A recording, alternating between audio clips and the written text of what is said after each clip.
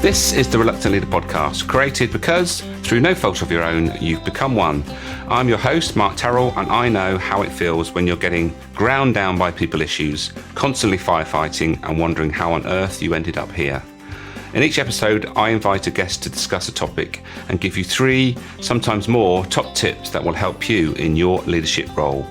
They are experts in the field, and you'll find out why they do what they do and what took them down that path.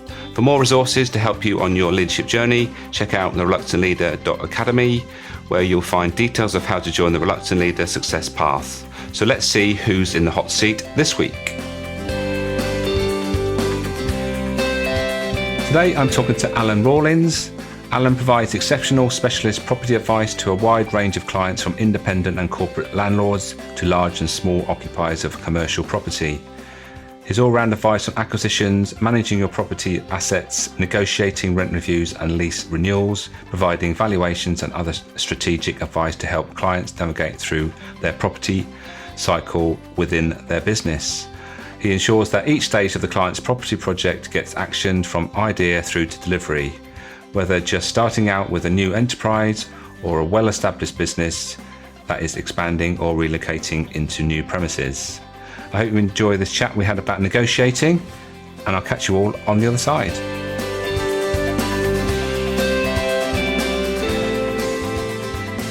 Alan, welcome to the Reluctant Leader podcast. Hi. We will be, our topic today is going to be negotiating, which is going to be quite a lively discussion, I think, because I think we're all put in a situation where we have to negotiate for our own benefit, but I think we're going to be talking about how we can get to a win-win and hopefully get there a bit quicker. But before we get down into that, the nitty-gritty of that, what I ask all my guests is, why do you do what you do, and what was the pivotal moment that took you down this path? Oh, that's a loaded question, Mark. Why do I do what I do? I suppose started off 20 odd years ago and ended up by default. I was working in the property department and as an assistant. I'd only been there a few months, and then my boss announces to me that he's leaving. He's been headhunted for somewhere else. And I walked into the FD's office, because that's who we all reported to at the time, and said, you need somebody to do this job, I'll do it. And he said, fine, okay, you've got 3 months. We opened 18 of the 20 stores we were aiming for, and he said, right, the job's yours. So I ended up doing the job before I was actually qualified to do the job. But the joke was, within that company at the time, was that everybody who was doing a job there wasn't actually qualified to do that job, but they were good. They were able to do it because they proved themselves by actually doing it. I don't know how that would stick these days in the way that all the tests and everything that people do to actually get a job in the 21st century, but that's how it was then. And it just got a click from it. Dealing with commercial property. I don't do residential. That's another long story. But commercial property has been a very interesting marketplace to work in over the last sort of 20 odd years. And it still proves to do so now. And they still come across new situations which people just don't realise what they've got or how to deal with it or what they're dealing with. And there's still an awful lot of misconception about what I do and what people like me do. So that keeps it going, keeps me interested. And as I say, after from the mid-90s to now, it has evolved and changed a lot, but there's still a lot of things out there which keep me going, keep me interested, and keep me wanting to keep dealing with it. Yeah. Well, we were connected on LinkedIn, first of all. We've sort of had a chat a couple of times about some stuff, and it sort of dawned on me that people in leadership positions are very much needing to use negotiating techniques and styles, and to get to a win-win situation. And the reason why I thought you'd be an ideal person is that when we're talking about a transaction with a commercial property, one of the things that you've got to do is obviously understand how to get to that win-win situation as soon as possible, because obviously the longer it takes, the more it costs. So where would we start with this? What's your first thing that you would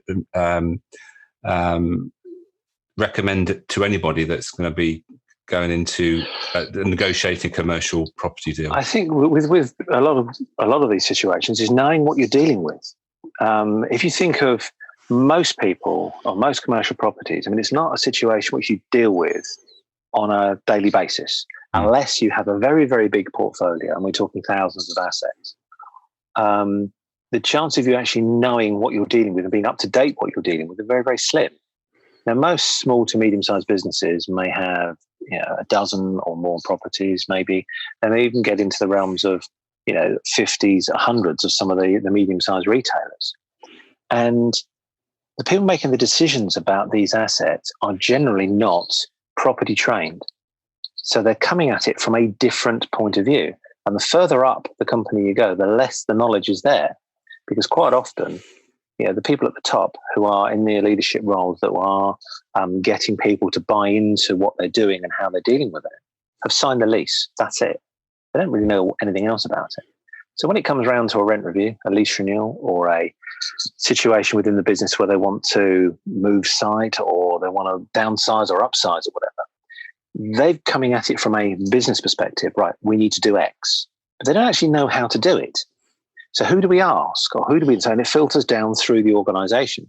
And then the organisation, well, actually, no, we haven't got anybody on board that does that. Who do we go to? And what? Well, let's ask solicitors. Solicitors are fantastic at what they do. They're very good at procedure. They'll be able to tell you ins and outs of exactly what you've got, what the lease is, everything. They're not valuers. They're not commercially orientated.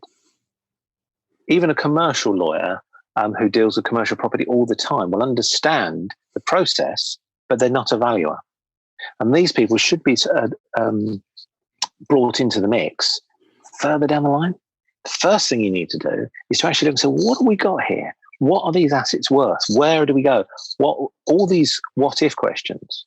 First people they should approach is a valuer, a surveyor, a surveying firm, somebody who can actually understand commercially where they're at the moment. Because what the reality of what they've got is almost certainly completely different to what they think they've got or what they think they acquired 3 or 5 years before. And that is sometimes the biggest issue. And you find as well in the current commercial climate, we find that occupiers and landlords are the furthest apart that they can be in any set of negotiations. And it's because of the commercial uncertainty that we're facing at the moment. And I'm not putting it down to one thing or the other. I mean, it's just the mindset of where the two sides are, if you want to put it that way. So getting to a win-win situation is probably harder now than it has been, I would say, from the last, probably since 2008, since we had the recession. Right. But it's different reasons for it. Most landlords have got the view that, rents are going to go up. Most occupiers have got the view rents are going to go down when it gets to lease renewal. And at rent review, it's a nil increase. Now, both arguments have got grounding in the economical situation. But when you sort of go down to more of a macro level to where the site actually is, it could go either way. There may be situations where the rents need to go up. There may be situations where the rents are going to go down. And you have to bring that across to the people making the decisions on both sides. And when you've got a circumstance where you've got a reasonable size landlord and a reasonable size occupier, they will have people in-house who understand the process. They will have outsourced advisors to be able to negotiate these terms and things for them, to bring a position together which you can either agree or disagree on. And then if you get to a win-win situation, great. If you agree that you can't agree on those things, you can distill it down to what the dispute is about and then get that dispute resolved by an independent party. The problems you find is that the majority of property disputes arise where you've got a large party on one side and a small one on the other. Because the large party, whether it's an occupier or a landlord, will just try and roll over the opposition. Mm-hmm. And that's where bad decisions get made. And it might seem it's a good decision at the time, but then later on, these things have a habit of coming around and not being such a good decision at the end of it. So it's understanding what you've got and understanding who you need, what advice you need to get from people. Right. Yeah. I mean, that's probably the best way of sort of trying to describe that. Yeah. So it's obviously that within your environment and negotiating, the first step really is to get some sort of starting point, and that's where the valuation comes in. And obviously that has to come from one or either of the parties, I guess. Well, you'll find, especially if it's an older, large older building that's been there for a long time, not a modern sort of concrete box, that the landlord, they'll get a valuer. They'll come in, give them a report and a valuation. The tenant will get their own valuer in, and they'll get a report. And you compare the two and you think, have they both inspected the same property? That happens a lot, believe you me. Yeah. The problem that happens is, it's human nature, that you tend to try and favour what you think your client wants to hear. Surveyors doing that have been caught out a lot in the past. And when this is where things have changed considerably with the international valuation standards, where you had surveyors from different jurisdictions valuing effectively the same buildings and coming up with completely different situations. And this was brought to a head 2 or 3 years ago when an office building was being valued in Dubai. Now, in Dubai, that's probably the central point of jurisdictions for surveyors from all over the world who go to work. And different floors of this building were allegedly valued by surveyors from different jurisdictions. They all measured the same thing, and it should be, the floor plate is the same, so it should be exactly the same. And they came up with different values for each floor. And when it was analysed to find out why, they realised that they were all doing things slightly differently. When that filtered through to the investment market and the people making decisions about buying these big office buildings and whatever, they said, well, okay, hold on a second. If we're buying an office building in New York and we're comparing it to potentially an office building in London or Sydney, how do we know one compares directly with the other? The answer is they didn't, because there were slightly different nuances. So the Royal Institution in Charge for the RICS took all this on board, and then they changed their measuring standard, and there is now a accepted international measuring standard for office buildings.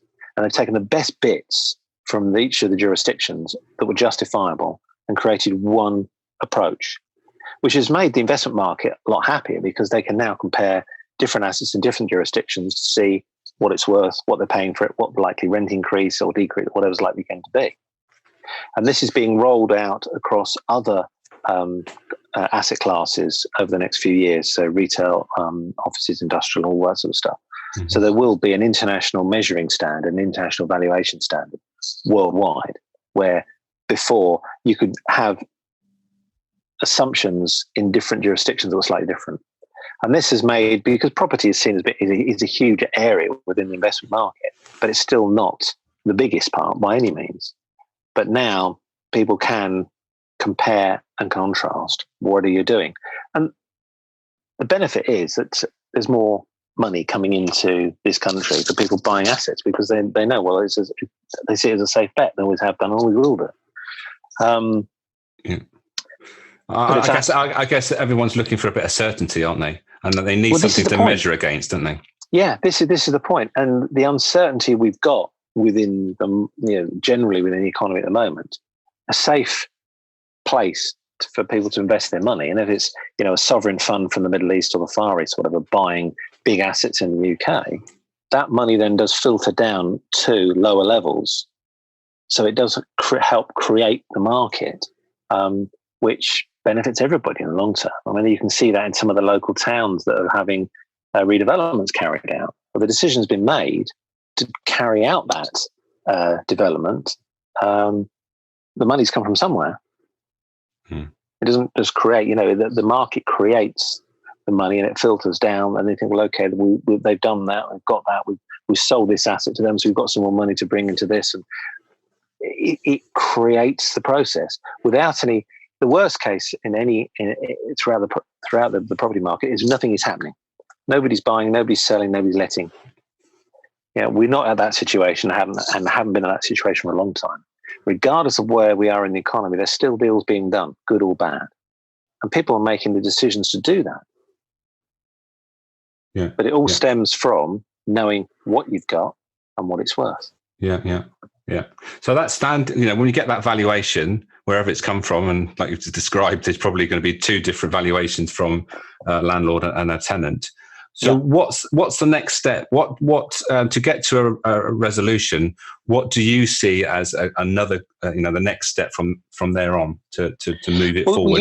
The best way for any of these processes is to have the surveyors to sit down and go through the differences and come up with something what they can agree on. So this is what happens if it always seems to be back to front with certain sets of negotiations, and we've been trying to change this for a while, but it's ingrained into the way we do things.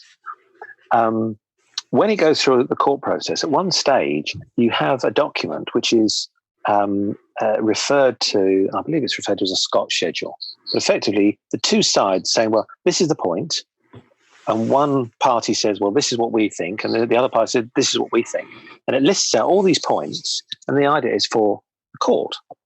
Well, take that back to the starting point. If you sit down with your opposite number, landlord and tenant, and go through the varying elements of it and say, well, we agree on this, we disagree on that.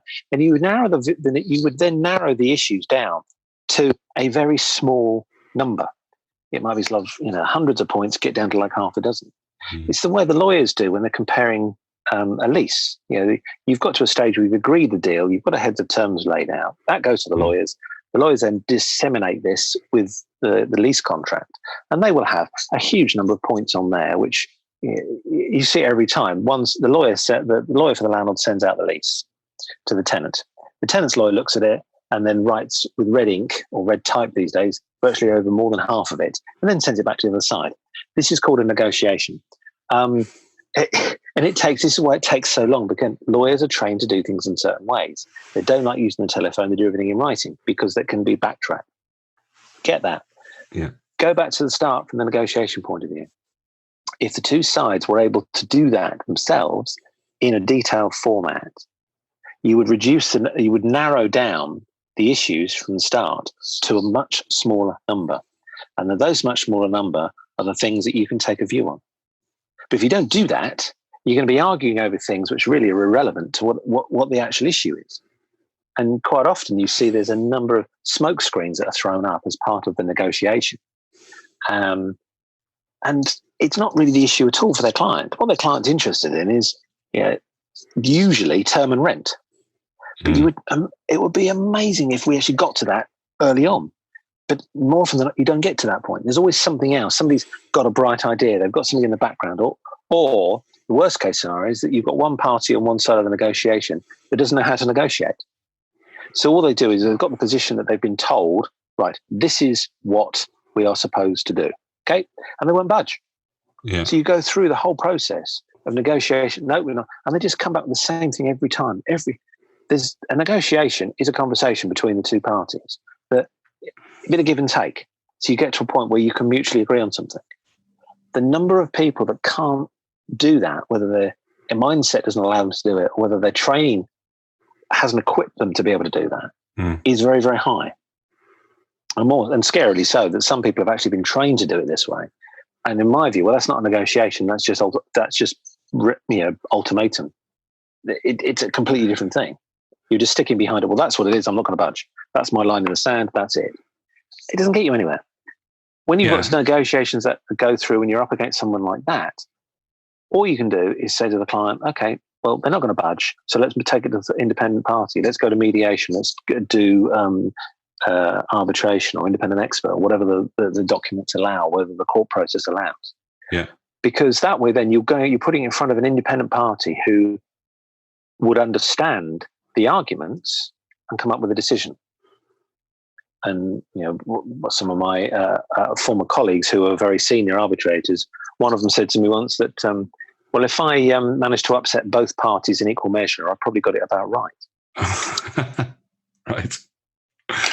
Right.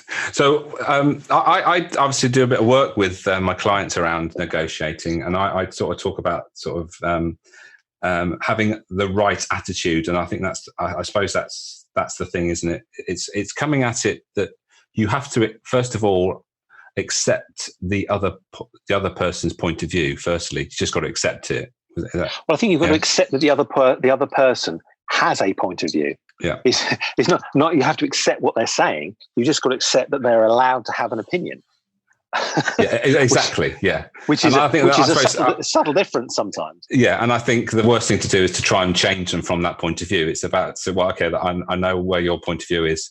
Now it's for me to say where my point of view is, and allow the both parties to say what they want to say, I guess. Well, it is. I mean, you're coming at it from a view that, okay, they've got their opinion, you've got your opinion. Where are you far apart? Where are you close together? If you're close together, it's we can agree on that bit. Tick that one off. Okay, I'll accept where you're coming from. And it quite often, I mean, I can remember in the past having arguments over the physical size of a property and not being able to agree how big the thing is. So when you put it to an arbitrator, the first thing they get, if the arbitrator thinks is, what are these two muppets up to? They can't even agree on how big the bloody thing is. And it does happen. It does happen. And that's, that's a matter of fact.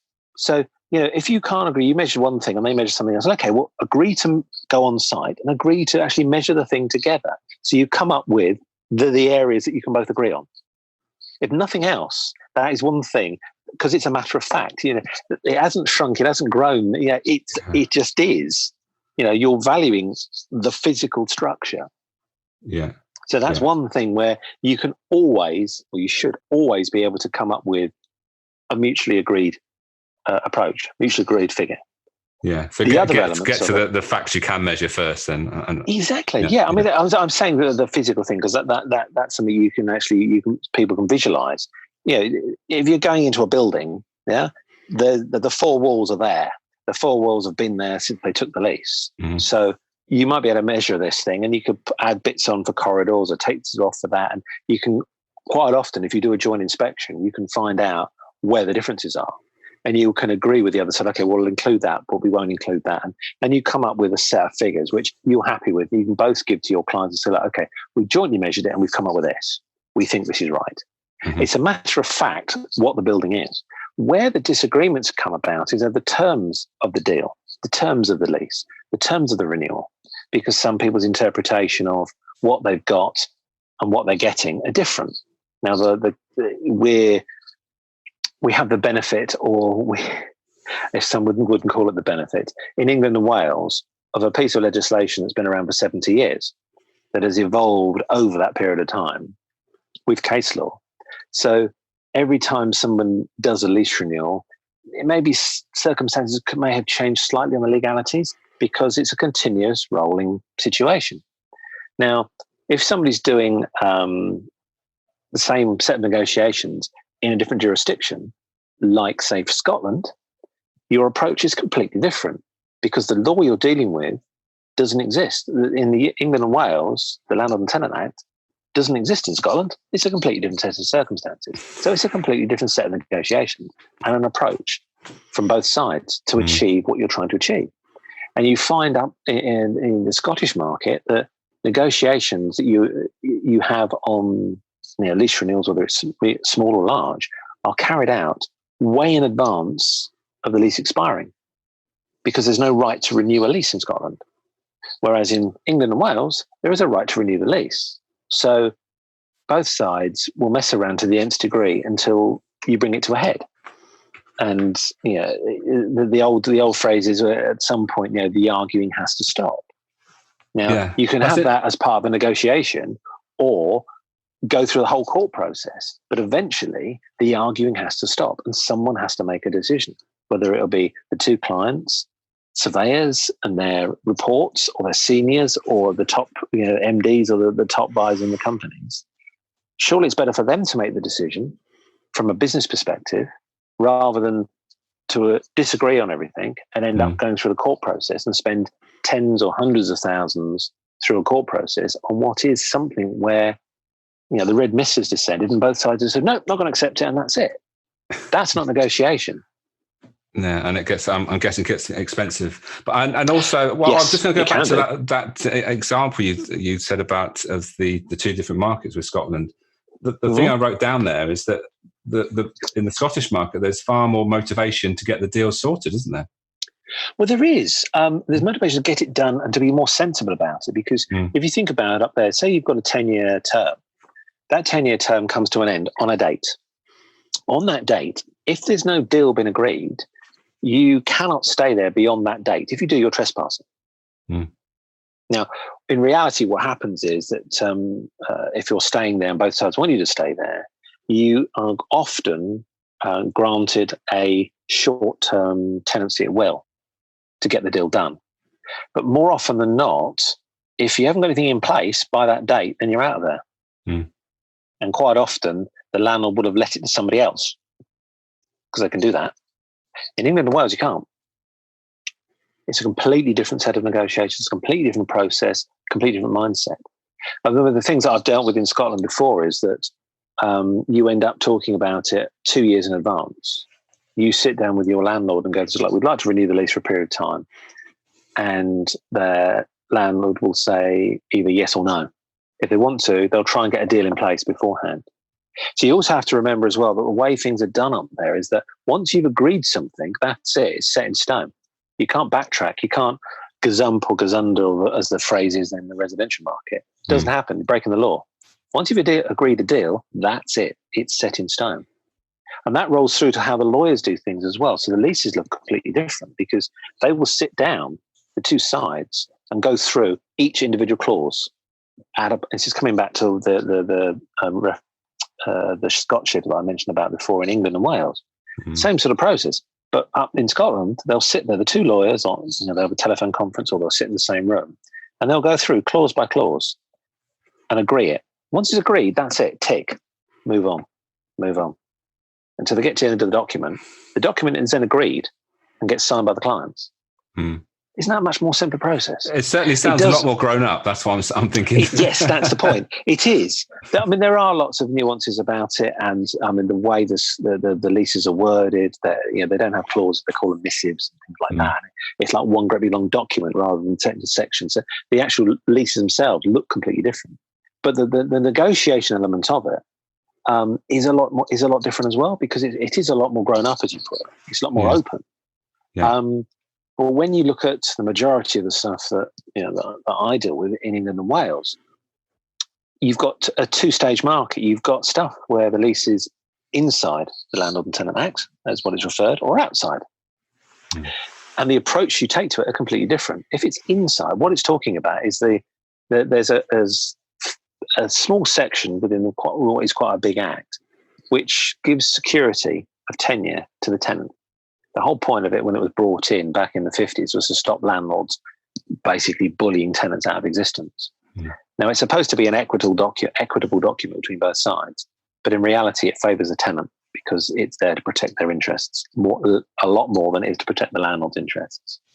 And some tenants do try it on an awful lot and just ignore it. And you have to, and again, it causes more issues because you cannot negotiate with someone like that. And then you have to go down, you use the elements you've got within the lease, you have to go down the legal route to try and get them on board, if you like, to get them to deal with the lease document as it is. But if somebody is that determined not to do it, it's a very difficult situation for you to resolve because they won't negotiate, they won't deal with you, they just blank it off. So you're just dealing with it as if you're just talking to a brick wall. And these situations do happen, not often, but they do happen. Yeah. And it comes, some of the time, it comes back to the party who's been difficult, that it may be in their human nature to be difficult, or it just may be that they don't understand what they're dealing with. And it comes back to my initial point, is that, to be well advised is great. But a lot of the time, people in these situations, they don't know what they're dealing with. They don't even know what they don't know. As far as they're concerned, they've got this, and in reality, they've got something completely different. But if they don't take the right advice, in the end, it costs them a lot more in time, effort, and money. But they don't know that because they've got no benchmark. They've got nothing to work it to. So these are probably the worst situations to be in, because you're dealing with someone that either doesn't care or doesn't understand what they don't care about. Yeah, yeah. I've just written down cards on your table. It's about actually being upfront and actually putting all your cards on the table at some point. It is. In an analogy, that poker sort of analogy. And it is. I mean, my view, the best is to put it up front as early as possible. But the human nature is not to do that, especially when you can hide behind the legislation that we've got. So whether if it's inside the Act, where a large portion of commercial leases are, you can play games and mess around with it indefinitely if you want to. You can manipulate the process to your benefit. There's a lot of strategies that can be employed to get a better position for you. And that's how lawyers think, and that's how surveyors think generally. But again, I'm a firm believer of backtracking to the beginning. Okay, what are we trying to achieve here? What are we actually dealing with? What have we actually got? And see where the similarities are. And use that as the leverage to get, the deal that you want to get across the table, whilst being open with the guy on the other side. Now, this does come through a little bit more with the court process, because the courts don't want to see these things. They only want to see something on a matter of law. If it's a valuation issue, they don't want it. They don't want to see it. The whole process is there for it to go through the courts, but the courts don't want it there, because if every lease renewal went through the court, nothing else would ever happen. Yeah. About 95% of lease renewals get agreed before they get to court.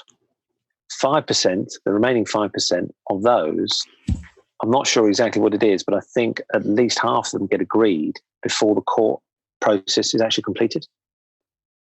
I've had 2 or 3 that have been agreed the night before or on the morning of the court hearing. Yeah. Because people realise, it's going to cost me a huge amount of money, I better give in.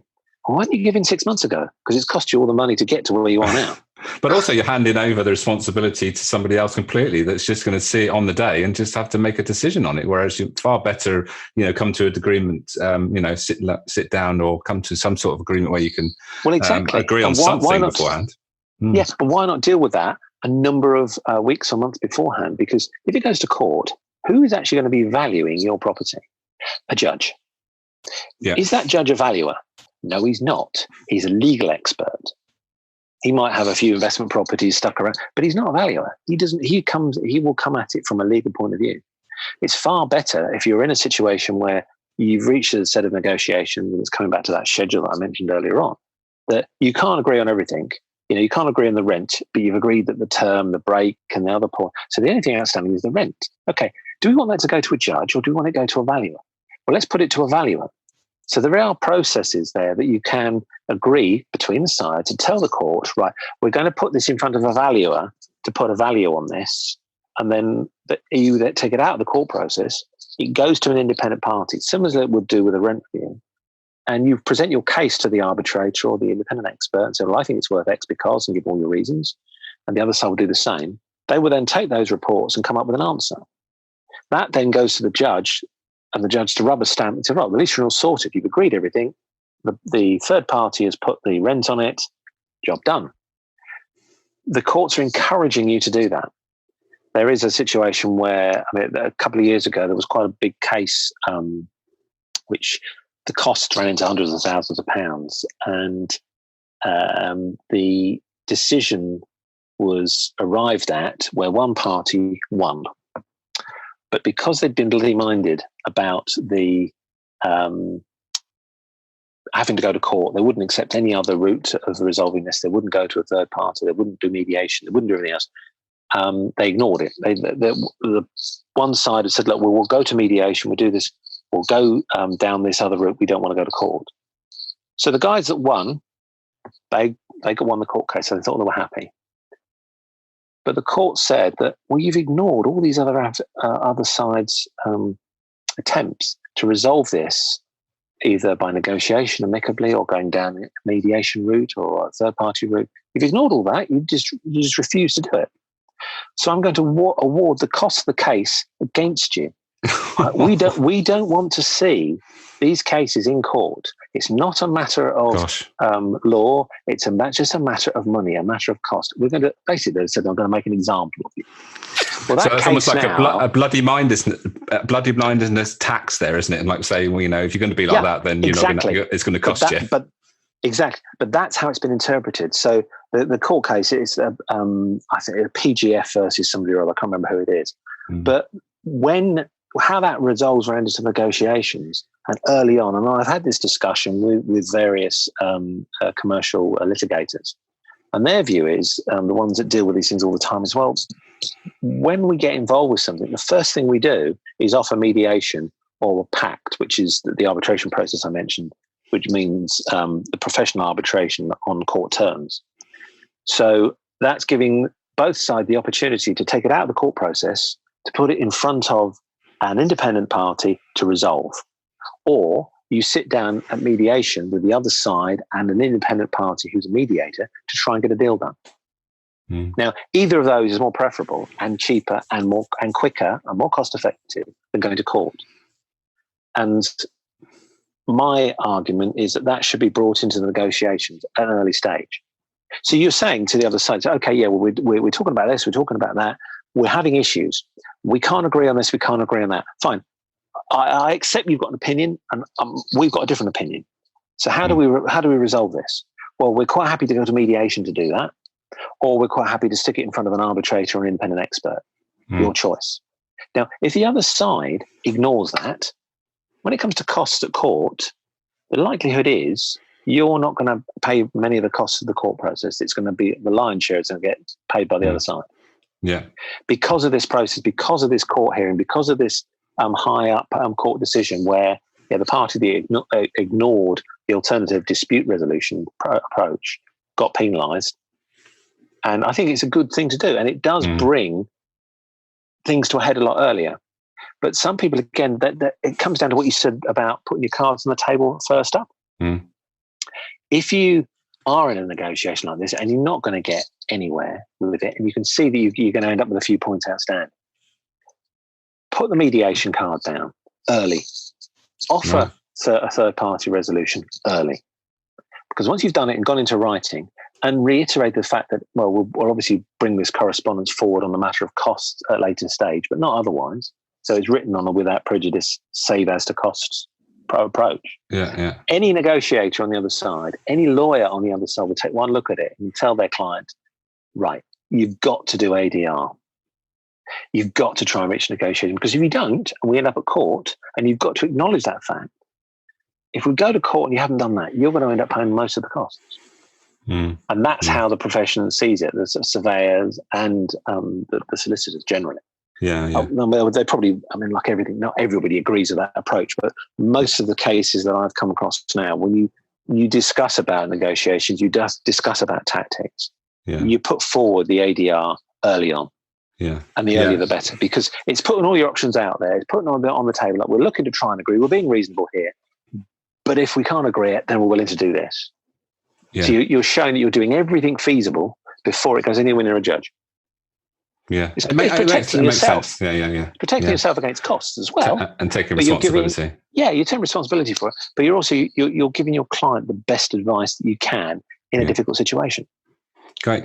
Okay. Well, sadly, Alan, our time is running out. And as you know, I ask all my guests for some top tips to leave our listeners. So what would you say those top tips would be when it comes to negotiating?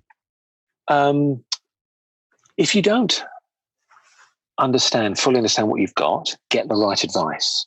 Get your team of advisors, get your surveyors, get your solicitors, building surveyors, or whatever you need in the situation, but get the right advice, because in the long term, it will save you a lot of time and a lot of money and a lot of hassle.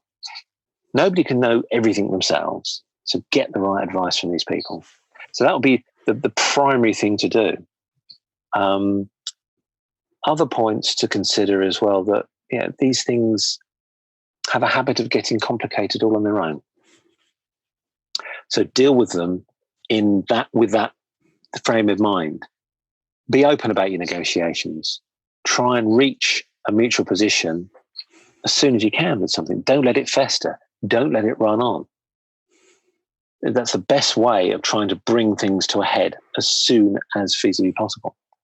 And if you can't do that, think about alternative dispute resolution rather than going to court, because it will be a better mechanism for you to get to a situation which is acceptable for both sides.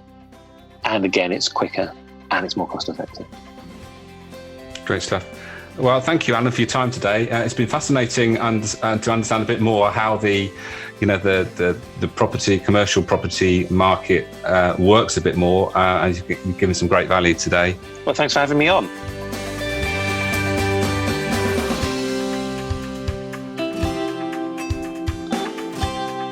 Thank you for listening. Don't forget to check out thereluctantleader.academy.